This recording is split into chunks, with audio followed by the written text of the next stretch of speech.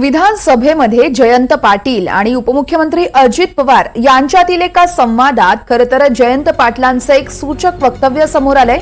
अजितदादांचं माझ्या बोलण्यावर जास्त लक्ष असतं असं जयंत पाटलांनी म्हटलंय।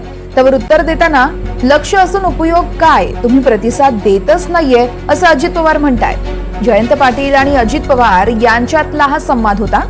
योग्य वेळी योग्य निर्णय असं जयंत पाटील यांनी विधान देखील केलंय। मी पहिल्यांदा अध्यक्ष झालो त्यावेळी दार उघडून आत येताना आमदार झालो, त्यावेळी दार येऊन किती लक्ष आहे बघा माझ्यावर।